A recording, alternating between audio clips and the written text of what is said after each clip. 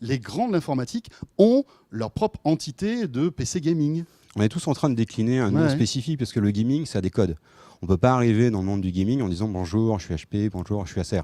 Nous, on a pris un nom aussi un peu fort, Predator, voilà, c'est ce qui plaît. Il y a des codes couleurs respectés, c'est du rouge, c'est du noir, c'est du orange. Il y a un vocabulaire et nous, on se sert énormément des teams Acer.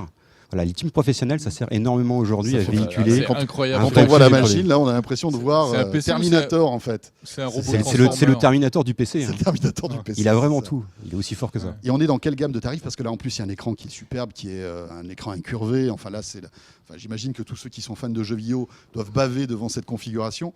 Il faut compter combien pour ce genre de Alors, les moins chers de toutes les machines, on va dire la moins chère de toutes les tours est à 1 000 €. En moyenne, il faut quand même compter entre 1 500 et 2 000 € Et pour ceux qui ont...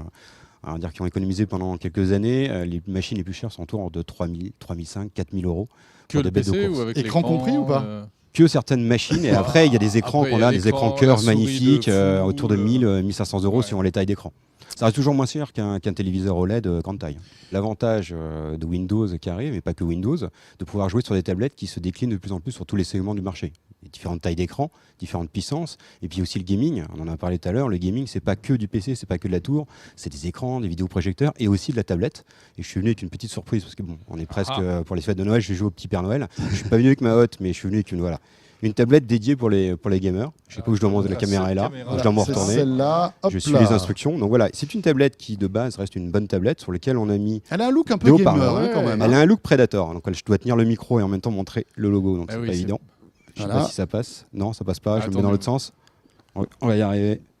Voilà, là on voit vraiment le design, le logo Predator, le code couleur qui est respecté en noir et rouge. Et ce qu'on a rajouté, bon, on a mis un écran Full HD, mais les 4 petits coins rouges, là, ce sont 4 haut-parleurs pour améliorer le son. Et ce que je ne peux pas démontrer non plus, parce que j'ai un micro, c'est qu'on a un retour de force. Donc très simplement, quand on fait un jeu de voiture ou un jeu de guerre, elle tremble, elle vibre. Quand on rentre dans un mur, on sent la tablette qui vibre. Donc ça permet d'avoir un peu plus d'immersion dans le gaming.